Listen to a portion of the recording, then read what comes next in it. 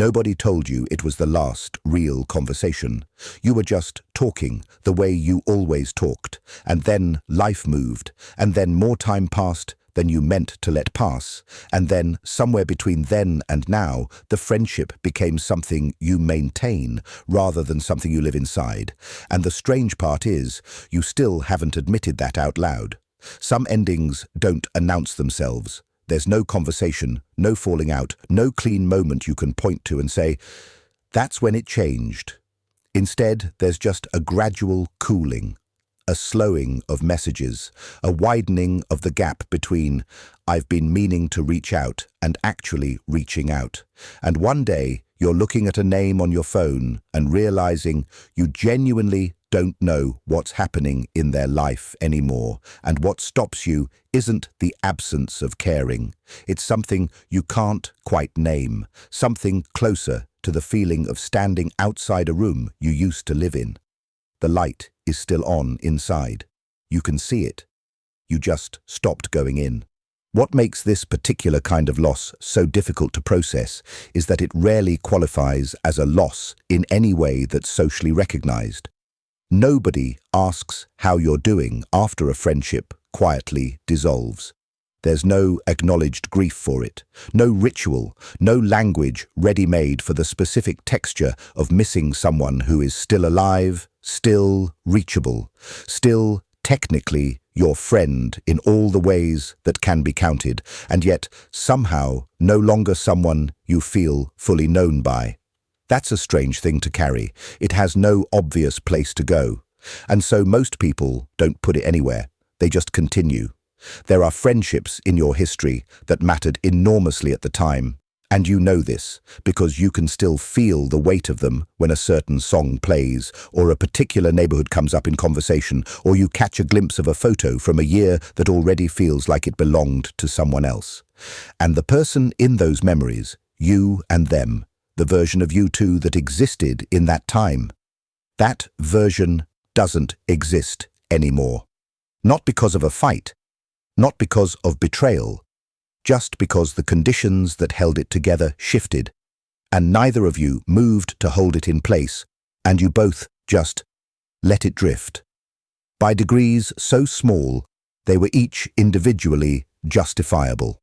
A missed call, a postponed plan, a conversation that stayed on the surface because going deeper felt like it required a warmth you hadn't figured out how to get back to. And it wasn't anyone's fault, which somehow makes it harder, not easier. There's a specific moment, if you go back through enough of these drifted friendships, that tends to appear in most of them. Not the final moment, but an earlier one. A moment somewhere in the middle of the drift where something in you registered that things had changed, and you had a choice, however quiet, however brief, about whether to name it or not. Most people don't name it.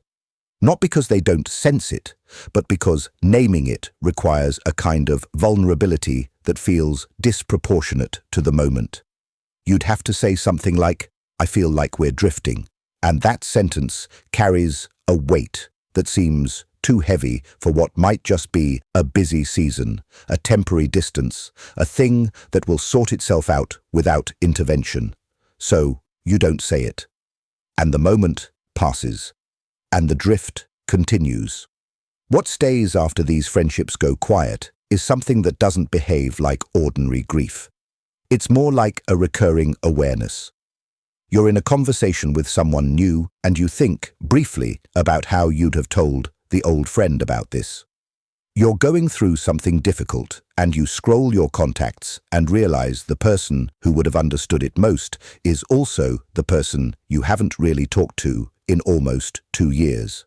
Not because of anything, just because of everything and nothing and time. There's also a version of this that happens while the friendship is still technically active, where you're sitting with someone you've known for years, and the conversation is fine, the history is real, the affection is genuine, and there's still a layer of quiet underneath it. A sense that both of you are navigating an unspoken awareness that the ease you used to have has to be worked for a little now. that some of the shorthand is gone, that you're describing things to each other that once you simply would have known. And you don't talk about that either. You just have the nice dinner, and you mean it when you say you should do this more often. And on the way home, you feel something that takes a while to identify. It feels something like loneliness, but in the past tense. A loneliness for something that was there and present and real and went quiet without any formal goodbye. Some people spend years not fully acknowledging these losses, not because they're in denial, but because the losses never arrived in a form that demanded acknowledgement. They arrived in the form of normalcy, gradual, invisible, easy to defer thinking about until the right time, which keeps not arriving. And so the unprocessed grief of a dozen quietly ended friendships just accumulates somewhere underneath the daily activity of a life, shaping things in ways that aren't always immediately traceable. That shaping is what's worth understanding, because the way these endings happen, the reason they stay unspoken, the reason the drift so rarely gets interrupted, that isn't just about busyness or bad timing or growing apart. There's something underneath those explanations, something about what closeness costs and what it threatens and what it requires people to admit about themselves. And in the next part, we'll begin to look at what that actually is. Not as a reason to feel worse about friendships that faded, but as a way to finally see them clearly. If this content speaks the words you can't explain, click subscribe. Thank you for your support. At some point, you stopped telling certain people the real version of things, not because you decided to, not because anything happened between you, just because the last few times you tried, the conversation moved on faster than the thing you were sharing deserved. And you filed that away somewhere without realizing you were filing it. And then the next time something real happened, you already knew, before you even reached for the phone, which version of it you'd share and which version you'd keep. And you called that knowing them well. But it was something else. It was you, quietly adjusting your depth to match what the friendship could hold. There's a particular kind of conversation that happens in friendships that have been drifting for a while. It's not an argument, not a tension. It's actually very pleasant. You catch up, you laugh, you cover the right topics. You leave genuinely glad you did it. And then later, maybe that night or the next day, there's a flatness you can't quite account for, like you had all the notes of a conversation, but not quite the music of one. Everything looked right. Nothing felt wrong exactly, but something didn't land the way it would have once. And you don't know whether that's because the friendship changed, or because you changed, or because the way you both talk about your lives has quietly, mutually become something more like a presentation than a confession. And you can't bring that up either, so you don't. The way you remember a person starts to shift, too, in ways that are easy to miss. Early in a friendship, the memories you have of someone are textured, specific. You remember not just what they said, but how they said it, the context around it, what it meant at the time. As the friendship gets more distant, the memories flatten out a little. They become representative rather than specific. You remember the quality of a person more than the content of your time together. And this flattening is so gradual that you don't notice it as loss. You just notice, one day, that when you think of them, it's more like a feeling than a series of moments, a warm impression with fewer and fewer actual scenes underneath it. The archive is still there, but you've stopped adding to it. Something happens to your identity inside these drifting friendships that's stranger than it sounds. Part of who you are, part of how you understand yourself, exists in the specific way certain people have known you. There are versions of your humor, your history, your particular way of seeing things that live inside particular relationships and nowhere else. And when those relationships go quiet, Those versions of you go quiet with them, not dramatically. You don't lose yourself. But there's a self that only existed in that specific dynamic, that only showed up in the key of that specific connection, and without the connection, it doesn't have anywhere to go. It doesn't disappear. It just waits somewhere, without quite knowing what it's waiting for. That's a kind of loneliness people almost never name directly. There's also something that happens around groups, around gatherings of people who've known each other for years, that has its own texture entirely. You're there, you're present, there's warmth in the room, and you're genuinely part of it. But there are also conversations happening around you, built on a shared history that's been accumulating since you were last really present in each other's lives. And you laugh at the right moments because you understand the references, you have the context. But every so often, there's a reference you don't have, a shorthand that developed without you, a story from 6 months ago that everyone knows and you're hearing for the first time. And you smile through it the way you smile through a lot of things. But on the drive home, something sits in your chest that's harder to name than sadness. It's more like the specific discomfort of realizing you've become slightly peripheral to something that once had you at the center of it. You probably haven't told anyone that. It's not the kind of thing that translates cleanly into words without sounding self-pitying, which it isn't. It's just accurate, and accurate things that sound self-pitying tend to stay inside, which means they never get examined, which means they accumulate without being processed, sitting in the background of social situations as a quiet, low-level static you've learned to function through. There are also people in your life right now who you suspect are drifting, and you know it, and you're watching it happen with the specific helplessness of someone who understands the mechanism but can't find the moment to intervene. The window for saying something keeps presenting itself and then closing before you step through it. The right time never fully arrives. You're both busy, both distracted, both moving through your lives with the general intention to be closer that never quite converts into the specific action that closeness actually requires. And at a certain point, the gap widens enough that addressing it would require acknowledging it, and acknowledging it feels more intimate than the current state of the friendship can easily support. So you wait, and they wait, and the gap does what gaps do. What's strange is how normal all of this has become, how rarely any of it gets spoken. How many people are simultaneously inside these exact dynamics, experiencing the same quiet losses, doing the same polite maintenance, feeling the same vague awareness that something has shifted without knowing how to locate when or why. It's almost universally felt and almost never named. And that absence of naming is doing something, shaping something in the way people understand friendship and what it costs them.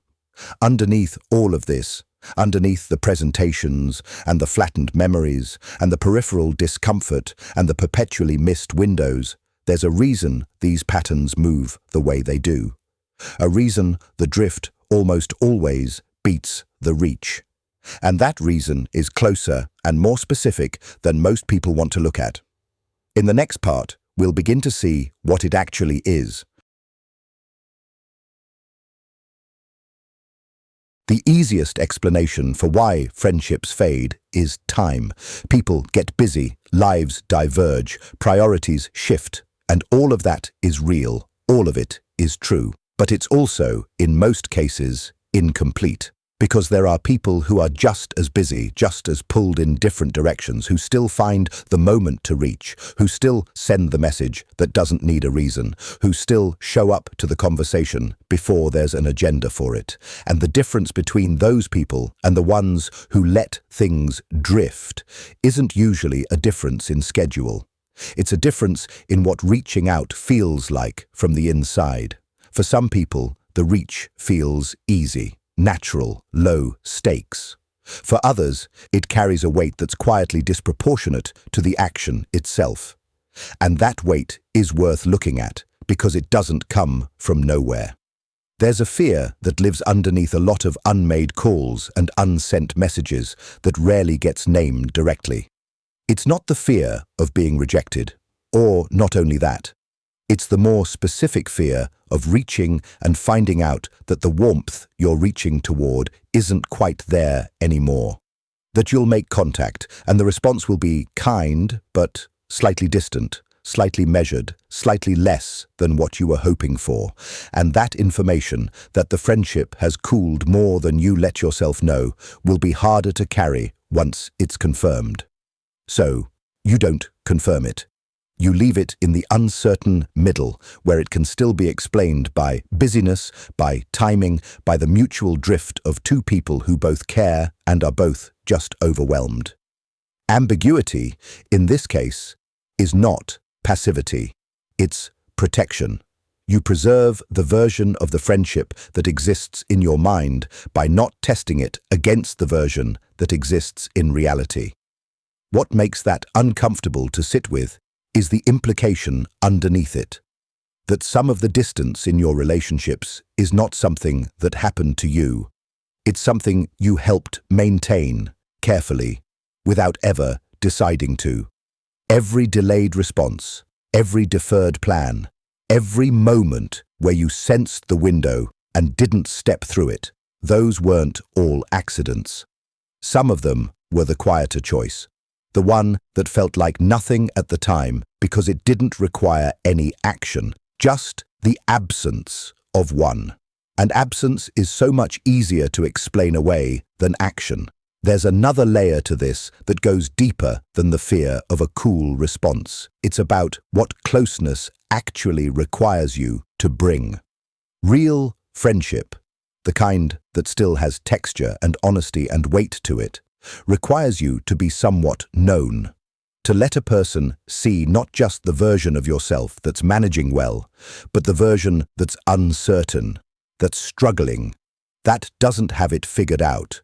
And for people who've spent a long time being the stable one, the composed one, the one other people lean on rather than the one who leans, that kind of being seen can feel genuinely threatening. Not because vulnerability is wrong, but because for a long time, being invulnerable was what made them feel safe to be around, what made them feel worth keeping. And if they drop that, they're not sure what they're offering.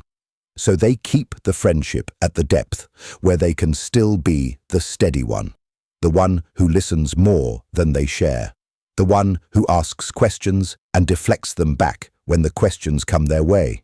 It looks like warmth. It functions like warmth. And it is warmth, in part.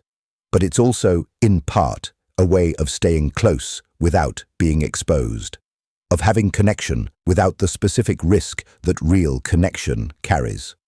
The friendships that faded were often the ones that started asking for more than that. Here's the realization that tends to surface quietly and then sit there. The people you drifted from were sometimes the people who actually knew you. Not the performing version, not the one who has the right response ready, but the version underneath that. The one with the unresolved history and the undecided opinions and the feelings that don't translate neatly into the amount of time you currently have for them. And as that version of you got quieter, more managed, more compressed, those relationships started to feel like they required a you that was becoming harder to access. Not because you changed dramatically, but because you'd gradually moved your center of gravity somewhere more comfortable, somewhere with less exposure. And the drift wasn't abandonment, it was alignment. You drifted toward the relationships that didn't require as much of that inaccessible self, and away from the ones that expected it and couldn't understand why it kept not showing up. That's not something most people have said to themselves clearly, even the ones who've felt it. There's also something worth noticing about the stories you tell yourself regarding the friendships that ended. The narrative is almost always mutual. We just grew apart. Life got busy for both of us. It was no one's fault. And those framings aren't lies, but they're also often a way of distributing the weight so evenly that no one piece of it becomes heavy enough to actually examine. Shared blame is comfortable. It spreads the grief thin. But occasionally, underneath the comfortable, mutual narrative, there's a more specific truth about who stopped reaching first and why, and what they were quietly afraid of. And that specific truth stays unexamined because examining it would require taking ownership of something that so far has been filed under circumstance. Most people never take that step, not because they're dishonest, but because the question on the other side of it is harder than the explanation they already have. What happens when you do take it, when you start looking at your own part in the patterns, not with blame, but with genuine curiosity, is something that tends to shift things slowly, without fanfare. Not because insight fixes anything, but because seeing something clearly changes your relationship to it, even before you know what you want to do about it. And that change, however quiet, is the beginning of something that the next part will start to move toward. There's a particular kind of clarity that doesn't feel like relief when it arrives. It feels more like standing still in a room you've been moving through quickly for years, and finally, for a moment, actually looking at it. The furniture is familiar. Nothing is surprising, exactly. But the stillness changes how it all lands, and you realize some of what you accepted as fixed, as just how things are, as the natural settling of adult life, was never really fixed. It was just unexamined, which is a different thing, and knowing the difference is quietly significant even if you don't yet know what to do with it. What tends to shift first is how you read the past. Not dramatically, not with a sudden revisionist grief for everything you let go of, more like a gentle refocusing, the way a photograph becomes clearer as it develops. Same image, but the edges sharpen. The friendships that drifted start to look a little different when you stop explaining them purely through the lens of circumstance and start acknowledging your own part in the distance, not with blame. Blame is too simple, too clean, too finished. This is less tidy than blame. It's more like a recognition that the story you told yourself of two people who simply grew in different directions was true, and also a careful arrangement of facts that kept you from having to look at the more specific truth underneath. That more specific truth doesn't condemn you. It just requires you to hold a little more of the weight yourself. Something else shifts when you look at the friendships you're currently inside of. You start to notice where you're still adjusting your depth, where you're still answering questions about yourself with the pre-edited version, the one that's easier to receive, the one that lands without creating any kind of demand on the other person. And for the first time, maybe you can feel the cost of that in real time. Not just as a vague flatness after a conversation, but as a specific awareness, mid-sentence sometimes, that you're in the process of making yourself smaller than the moment actually requires, that you're choosing comfort over contact, and you can feel it now, which is uncomfortable, but also different, because feeling it means you're no longer entirely inside it. The habit is still there, but there's now a part of you watching it run. It's worth sitting with what it would actually mean to stop adjusting so much. Not to suddenly become unfiltered, not to mistake emotional honesty for emotional dumping. Those aren't the same thing, and the distinction matters, but to occasionally let something land without softening it first. To answer, how are you, really, with something that's true rather than something that's manageable. Not with everyone, not in every context, but with the people who are asking because they actually want to know, and who you've been protecting from the real answer for reasons that have more to do with your own discomfort than with any accurate read of their capacity to hold it. That's the quiet realization underneath a lot of drifted friendships, that some of the people who went peripheral were precisely the people who had the room for the real version of things. And you filled that room with the curated version anyway, out of habit, out of protection, out of a long-practiced reflex that predates most of the friendships it ended up shaping. There are also friendships in your history that you now understand weren't lost to neglect or to growing in different directions. They were lost to the specific dynamic that develops when two people stop being honest with each other simultaneously, each one waiting for the other to go first, each one maintaining a version of the friendship that requires less exposure than the real one, until eventually the maintained version is all that remains, and neither of you quite remembers what you were maintaining it in place of. That's not a failure of caring, it's a failure of nerve, a mutual one. And most of those relationships could have gone differently if either person had taken the smaller risk a little earlier. That's a strange thought to hold. It doesn't resolve into anything simple. It just sits there. There's a question that surfaces, quiet and without urgency, once you've been with all of this long enough. What would it mean to be someone who reaches before the window closes? Not out of anxiety about the drift, not as a strategy to preserve connection before it's too late, but simply as a different orientation to the people who matter. Less waiting for the right moment and more accepting that the ordinary moments were always right enough. That the message that doesn't have a reason is often the one that means the most, precisely because it has no agenda, no occasion, nothing to justify it except the simple decision to let someone know they were thought of. That sounds small. It is small, and the distance between knowing it and doing it is where most friendships quietly end. What you're left with, sitting with all of this, isn't a plan. It isn't a resolution or a set of intentions to reach out more and guard yourself less. Those things may come, or they may not. And forcing them into certainty would be a way of managing this realization the same way you've managed everything else, converting it into something useful before it's had time to just be true. What you're left with is simply a slightly different understanding of your own patterns, where they came from, what they cost, and what they've been protecting you from that maybe doesn't require quite as much protection as it used to. That understanding doesn't fix the friendships that already went quiet.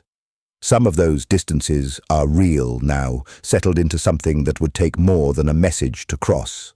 And that's something to grieve, actually. Not dramatically, not in a way that demands a name, just quietly in the way that accurate losses deserve. The friendships that ended before they ended. The conversations that didn't happen. The reach that kept almost happening and then didn't. You can hold all of that without turning it into a verdict on who you are. It's not a verdict, it's just a very human story, running the way human stories run, shaped by fear and habit, and the quietly universal difficulty of letting yourself be known. If any part of this landed somewhere specific, if something in here named a friendship, a distance, a moment you've been carrying without the right words for it, I'd genuinely want to know. Leave it in the comments. Not the tidy version, the true one.